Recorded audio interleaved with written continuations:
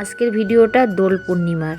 তো আমি হোলির ভিডিওটা আগে দেখিয়েছি আর দোল পূর্ণিমার ভিডিওটা পরে দেখাচ্ছি, কারণ ভাবলাম যে থাক আগা পিছা করে দিই, কারণ এই ভিডিওটা এডিট করা হয়নি। তো সামনের ভিডিওটাই আমি আর কি এডিট করে তোমাদেরকে দেখালাম যে না, রং খেলার ভিডিওটাই আগে দেখাই, দোল পূর্ণিমারটা পরে দেখাই।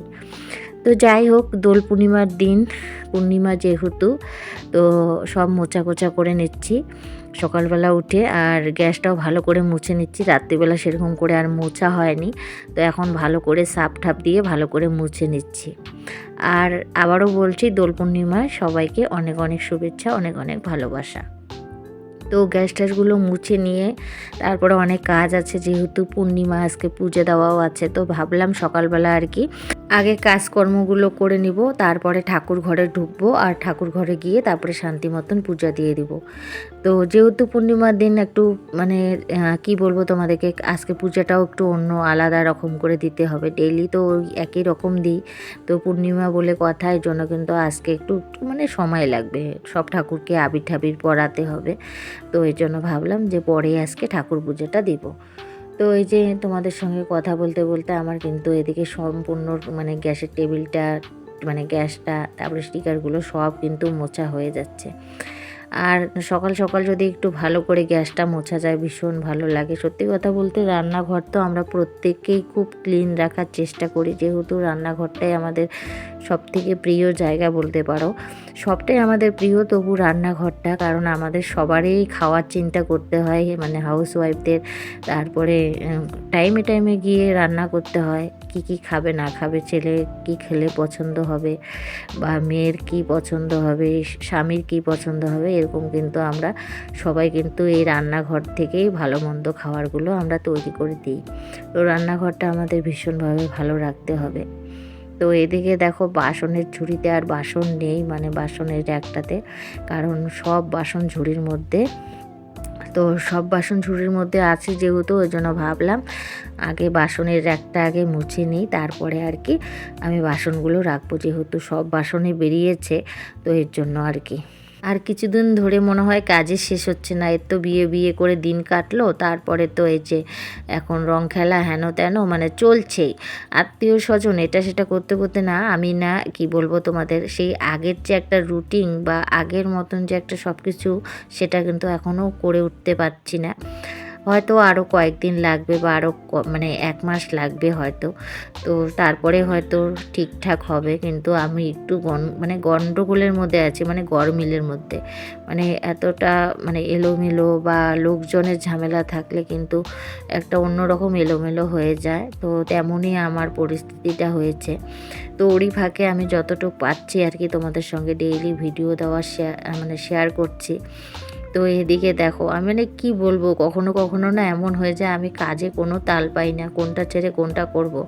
শেষমেশ আমি সব কিছু ছেড়ে দিয়ে তারপরে ঘুমিয়ে পড়ি, এরকম হলো অবস্থা, কি বলবো।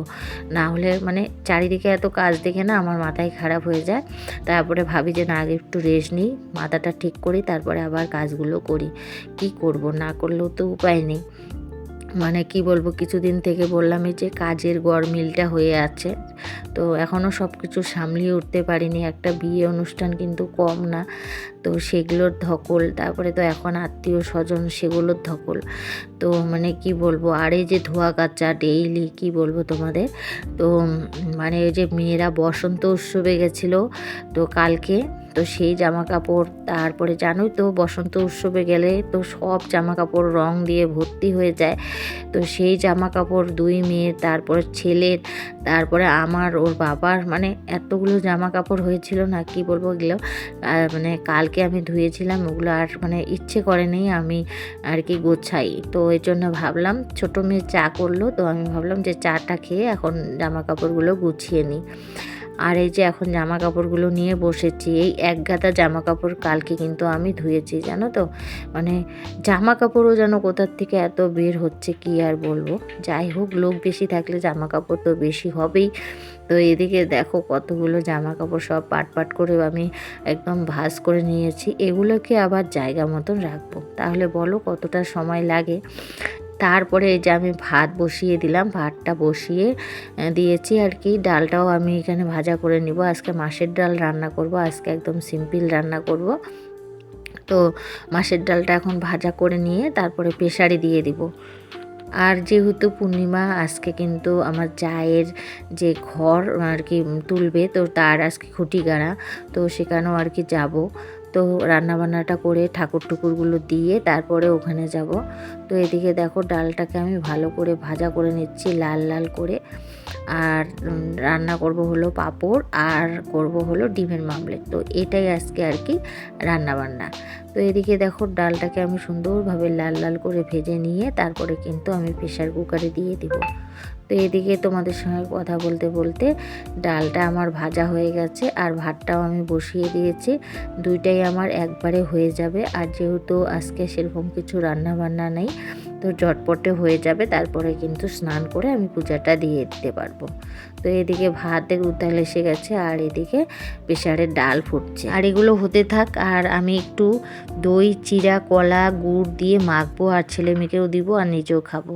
দই ঘরের মধ্যে রয়েছে, কলাও রয়েছে, আর চিড়া তো জানোই মাসির বাড়ির থেকে দিয়েছে, সবাই জানো সেটা। আর যে বিয়ের যে কিছু খই ছিল সেটাও আছে, তো মানে খই আরও আছে, চিড়াও আছে আরও।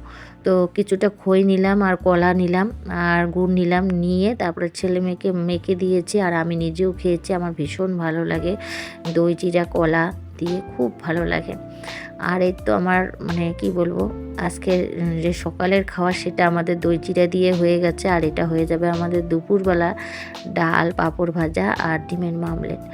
তারপরে সেগুলো করে ঠোরে ছেলে মেয়েও আর খেলো না। আমি একদম স্নান করে একদম মাথা টাতা আশ্রে সিঁদুর পরে রেডি হয়েছি। এখন যাব ঠাকুর ঘরে, আর ঠাকুর ঘরে গিয়ে ঠাকুরকে একটু রং লাগাবো। তো চলো এখন ঠাকুর ঘরে যাই, ঠাকুরকে গিয়ে একটু রংটা লাগাই।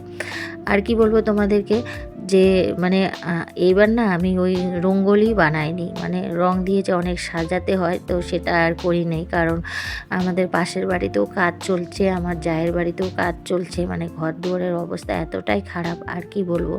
তো এই জন্য আর কি এইবার একদম সিম্পলভাবে ঠাকুরকে একটু রং দিয়েছি আর তার সঙ্গে মানে একটুখানি সাজিয়েছি। আর আমার ছেলে দেখো রং দিয়ে দিয়েছে।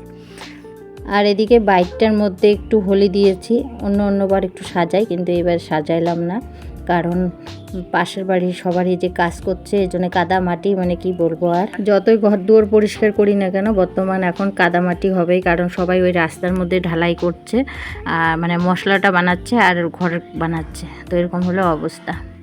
এদিকে দেখো তোমাদেরকে আমি আমার গাছগুলো একটু দেখিয়ে দিচ্ছি, আমার মানে খুব ভালোবাসার জিনিস। তো গাছগুলো একটু দেখে নাও, গাছগুলো এখন এখানেই থাকে, তো এরাও খুব সুন্দরভাবে আছে, তো এদেরকে একটু দেখিয়ে দিলাম। তারপরে যা ডাকছিল যে দিদি আসো আমি এখন পূজা দিব। তো আমাদের এই বাড়িতে আর কি দেখো, ওই যে জায়ের ঘরের সামনে আর কি এত সুন্দর একটা আম গাছ, কি বলবো। আর মানে ঘরের জন্য তো আম গাছটা সেরকমভাবে দেখা যেত না, তো ঘরটা ভাঙার পরে আম গাছটা যে এত সুন্দর লাগছে কি আর বলবো তোমাদেরকে। আর দেখো কত মুকুল এসেছে। তো যা এখন পূজা দিবে, তো জায়ের সঙ্গে একটু হাতাহাতি করব আর একটু জোগাড় টোগাড় দিতে হবে। তো সব কিছু জোগাড় যন্ত্র করে নিচ্ছে, এই যে সব শাটারিং হয়ে গেছে। তো যাই হোক, অনেক কষ্টের মধ্যেও ঘরটা হচ্ছে, এটাই হলো সব থেকে বড় কথা। তো এখন আর কি পূজা দিবে তারই জোগাড় যন্ত্র করতেছে।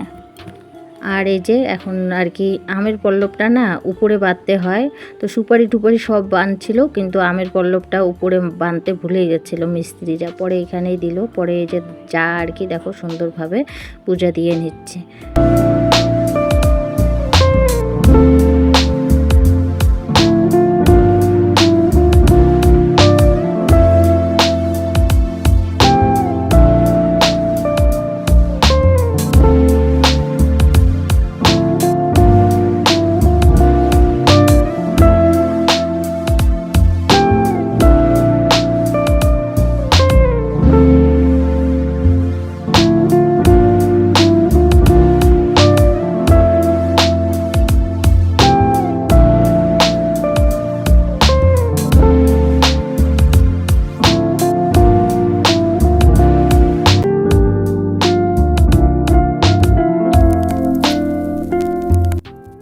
আর এই যে এই খুঁটিটার মধ্যে আর কি পূজা দেওয়া হলো। এই যে লাল শালুক বেঁধেছে, সুপারি দিয়েছে, পান দিয়েছে, সব কিছু যা যা লাগে সব কিছু দিয়েছে।